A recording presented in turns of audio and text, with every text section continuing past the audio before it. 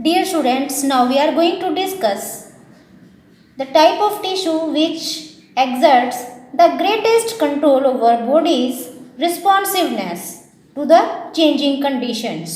कोई भी environment में change आता है तो उस change के लिए हमारा जो response है क्या रहेगा? That is all controlled by the nervous tissue. This is the controller of our body and helps in coordination among different body parts. Now let's discuss about the type of cell it is possessing. Nervous tissue has two types of cells. One you can see here, this is the structural and functional unit of the nervous tissue. It is the cell which helps in control and coordination. But there are other type of cells which are known as neuroglia type of cells. So there are mainly two types of cells, neuroglia and this elongated structure, the neuron. ये जो cell आपको दिखाई दे रही है ये बहुत elongated सा एक स्ट्रक्चर है, फाइबर जैसे स्ट्रक्चर होती है, लेकिन यहाँ पर आपको इसका एक छोटा सा पार्ट दिखाया है. यहाँ पर देखिए इस एरिया में हमने एक ब्रेक दिखाया है. This break is showing that the part is not shown here. जो भी इसके बीच में जो हिस्सा है वो यहाँ पर नहीं दिखाया गया. अदरवाइज अगर आप इसको पूरा बनाना चाहें तो ये काफ़ी लंबी सेल होती है. This is a long branch structure you can see here. Okay, so इसका नाम, इस सेल का नाम न्यूरॉन है जो नर्वस टिश्यू की स्ट्रक्चरल या फंक्शनल यूनिट कही जाती है. अभी जो आपके सामने ये न्यूरॉन दिखाई दे रही है, this neuron is multipolar neuron. Multipolar इसलिए कह रहे हैं क्योंकि इसमें बहुत सारी पोलैरिटी नज़र आती है. जैसे देखिए ये एक मेन इसकी सेल बॉडी हुई, अभी हम इसे आपके साथ डिस्कस भी करेंगे, लेकिन इस मेन स्ट्रक्चर के साथ आपको बहुत सारी ब्रांचेस दिखाई दे रही हैं, पोलैरिटी दिखाई दे रही है, और एक ब्रांच आपको लंबी सी ब्रांच यहाँ पर ये वाली दिखाई दे रही है. सो it is a multipolar neuron. लेकिन इसका कंपैरिजन आप यहाँ पर इस सेल से कीजिए. यहाँ पर सिर्फ एक इस तरह की जो मेन सेल बॉडी है वो दिखाई दे रही है और इसके साथ सिर्फ एक ब्रांच है. One polarities here, it is unipolar neuron. और यहाँ पर देखिए दूसरा न्यूरॉन है, ये भी न्यूरॉन है और इसमें आपको दो तरफ से सेलुलर एक्सटेंशन दिखाई दे रही है. एक एक्सटेंशन ये है और एक ये है. तो ये एक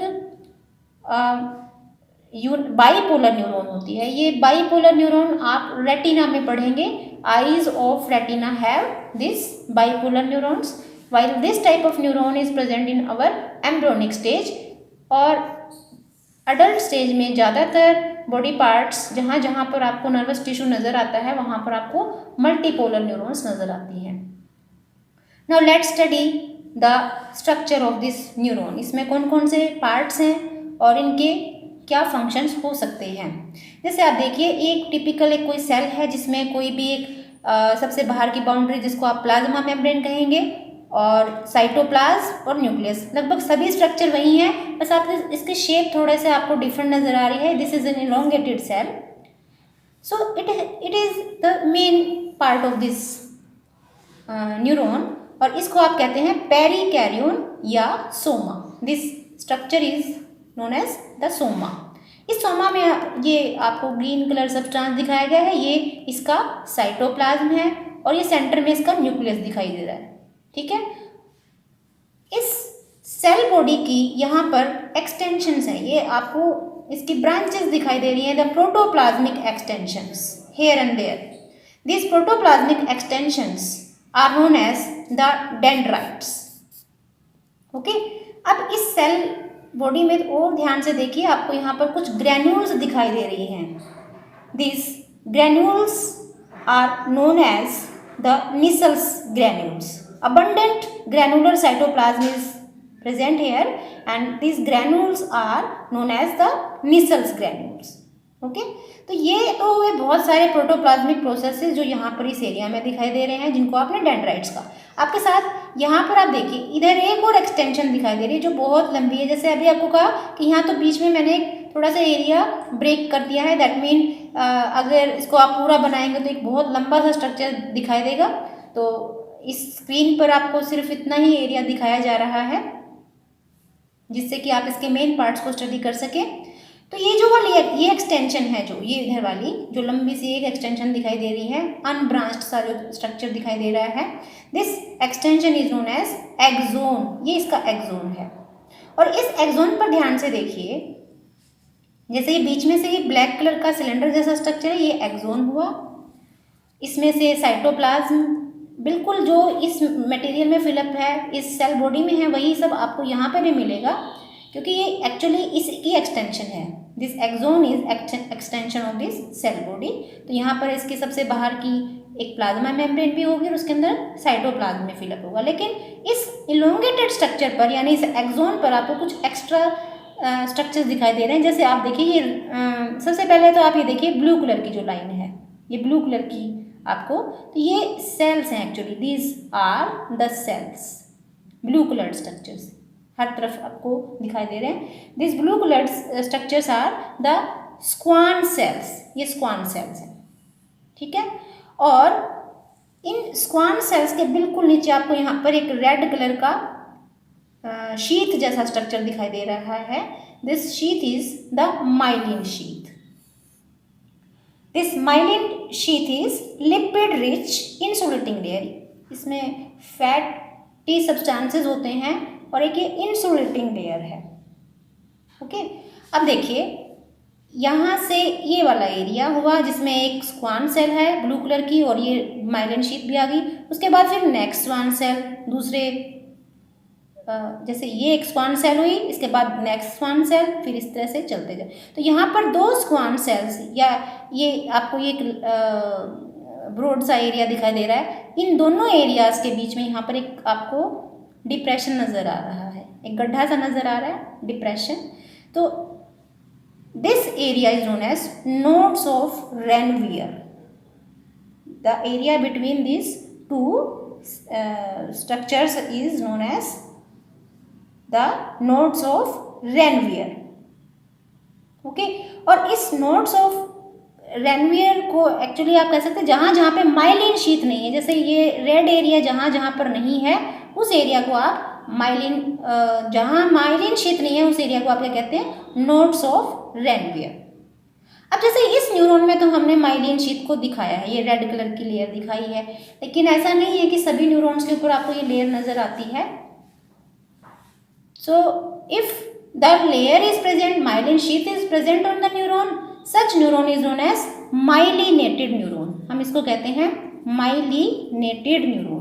और अगर ये आपको ये एरिया नहीं नजर आता, शीथ नजर नहीं आती है, तो आप इसको कहते हैं non myelinated neuron. So there are two types of neurons, myelinated and non myelinated, on the basis of presence और absence of the myelin sheath. Okay, और ये जो एरिया है जहाँ स्क्वान सेल्स आपको नजर आ रही हैं, मतलब जो इनकी स्क्वान सेल्स की जो लेयर दिखाई दे रही है, this layer of Schwann cells is forming the न्यूरोलेमा।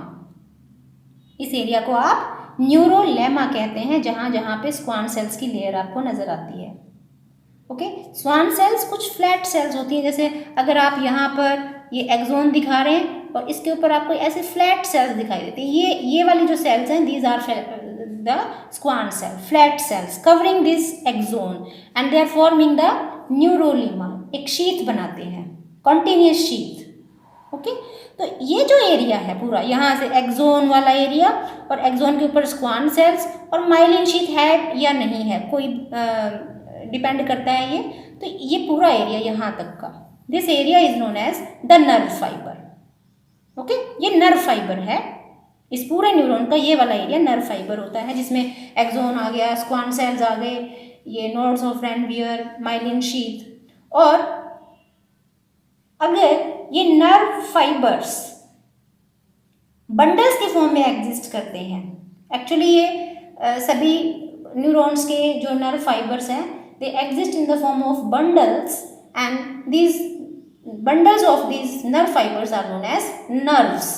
ऐसे बंडल्स को हम नर्व्स कहते हैं, नर्व्स।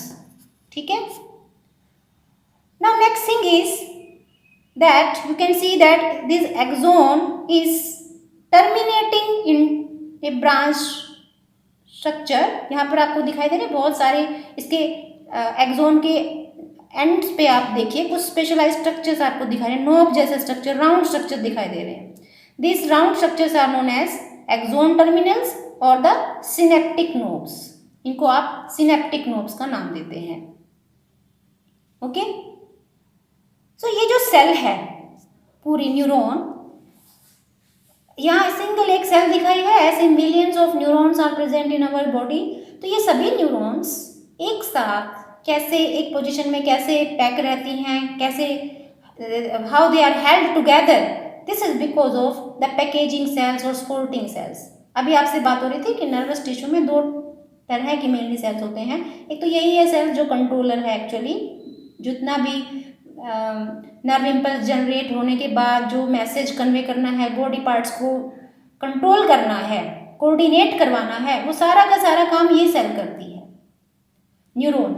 लेकिन इस न्यूरॉन को बाकी न्यूरॉन्स के साथ एक साथ हेल्प करने में, या यू आप कह सकते हो इन सभी सेल्स को सपोर्ट करने में जो हेल्प करती हैं, they are the neuroglia type of cells. There is no intercellular or you can say that connective tissue in between the central nervous tissue. तो सेंट्रल नर्वस टिश्यू में ऐसा कोई, सेंट्रल नर्वस सिस्टम में कोई ऐसा connective tissue नहीं है जो इन जैसे एरियोलर टिश्यू या एडिपोज टिश्यू जो इनको होल्ड कर सके। इसीलिए there are neuroglia cells, packing cells, supporting cells in between them. Okay, and very important thing about these cells, इनकी एक इम्पोर्टेंट प्रॉपर्टी ये है कि they possess the ability of excitability. Excitability एक्साइटेबिलिटी को हम नेक्स्ट यूनिट एनिमल जो last आपकी यूनिट है वहाँ पर भी कवर करेंगे। यहाँ पर इस प्रॉपर्टी को समझ लेते हैं। ये जो न्यूरॉन्स हैं जिनमें हम कहते हैं कि मैसेज कन्वे करती हैं डिफरेंट बॉडी पार्ट्स को, उन्हें कंट्रोल करती हैं, बॉडी में कोई चेंज आ रहा है या बाहर से कोई चेंज आ रहा है तो उसके लिए हमारी बॉडी का क्या रिस्पॉन्स रहेगा, वो सारा इन सेल्स के अंडर है। So how this message is conveyed, ये मैसेज कैसे कन्वे किया जाता है? That message is passed from one neuron to another neuron in the form of एक इलेक्ट्रिक करंट। एक करंट होता है इलेक्ट्रिक करंट जिसको आप नर्व इम्पल्स कहते हैं। ये नर्व इम्पल्स जनरेट होती है और उसके बाद वो एक न्यूरॉन से दूसरे न्यूरॉन तक पहुंचती है और वो न्यूरॉन्स जिस भी बॉडी पार्ट्स के साथ कनेक्टेड होते हैं उस बॉडी पार्ट के फंक्शंस को कंट्रोल किया जाता है। So this property of generating the nerve impulse generate यानी इनमें करंट जो एक तरीके का प्रोड्यूस होता है, this property is excitability, production of current, nerve impulse or the message, okay, because when they get in touch with any type of stimulus, कोई भी बाहर से स्टिमुलस जब डेंड्राइट्स को टच करता है तो ये एक्साइट हो जाती हैं। एक्साइटमेंट का मतलब होता है यहाँ पर, या एक्साइटेबिलिटी का मतलब ये है कि इनमें जैसे ही बाहर कोई चेंज आया, इनके आसपास कोई चेंज आता है तो उस सिग्नल को, उस स्टिमुलस से इनमें नर्व इम्पल्स जनरेट होती है। And this generation of nerve impulse when the neuron comes in contact with any external change और stimulus, that property is excitability. ये जरूरी है, इनके आसपास कोई भी चेंज आ रहा है, उस चेंज की वजह से इनमें एक नर्व इम्पल्स जनरेट हुई, ये बहुत जरूरी है। इसका मतलब तभी ये मैसेज को नेक्स्ट पार्ट तक कन्वे कर पाएंगी। जब इन्हें अपने आसपास होने वाले चेंज का पता ही नहीं चल रहा, जब इनमें कोई मैसेज ही जनरेट नहीं होगा, कोई नर्व इम्पल्स जनरेट नहीं होगी, तो how they can control the other body parts. तो ये रिस्पॉन्सिव सेल्स होती हैं, रिस्पॉन्स देती हैं। आसपास कोई भी चेंज आया तो उसको ये चेंज रिसीव करने वाली सबसे पहले ये डेंड्राइट्स होती हैं। Dendrites are the first structures which acquire the stimulus को एक्वायर करते हैं। उसके बाद नर्व इम्पल्स जनरेट होगी, वो सेल बॉडी से होती हुई एक्सोन से होती हुई और इन नर्व एंडिंग्स तक पहुंच जाती है। और उसके बाद वो नेक्स्ट न्यूरॉन जो बिल्कुल इसके साथ एक थोड़ा सा स्पेस छोड़कर न्यूरॉन इसके साथ लिंक होता है, वो नेक्स्ट न्यूरॉन में पास हो जाती है। So this is how this nervous tissue work. So when A neuron is stimulated, जब इसको कोई स्टिमुलस मिलता है an electric impulse is generated and it pass along the length of the neuron and cause the stimulation to the next neuron. next neuron को stimulus सिर्फ तभी मिलेगा जब ये पहले वाला न्यूरॉन इसकी डेंड्राइट्स उस पर्टिकुलर स्टिमुलस को एक्वायर करती हैं। और याद रखिएगा सिग्नल हमेशा डेंड्राइट से होता हुआ यहाँ से होगा, सिग्नल यहाँ से शुरू हुआ, डेंड्राइट से होता हुआ cell body and axon and then last में नर्व एंडिंग तक। कभी भी इस डायरेक्शन में नर्व इम्पल्स कंडक्ट नहीं होती, ये कभी भी नहीं होता है। और इसकी फंक्शनिंग कैसे होती है, कैसे ये मैसेज कन्वे करते हैं, ये सारा डिटेल हम नेक्स्ट चैप्टर्स में कवर करेंगे। अभी आपको सिर्फ नर्वस टिश्यू यानी कि अगर आप माइक्रोस्कोप में स्टडी करते हैं तो वो नर्वस टिश्यू की सेल्स आपको कैसे दिखाई देती हैं, सिर्फ हमें इस चैप्टर में इतना ही कवर करना है। And I hope this is clear to you.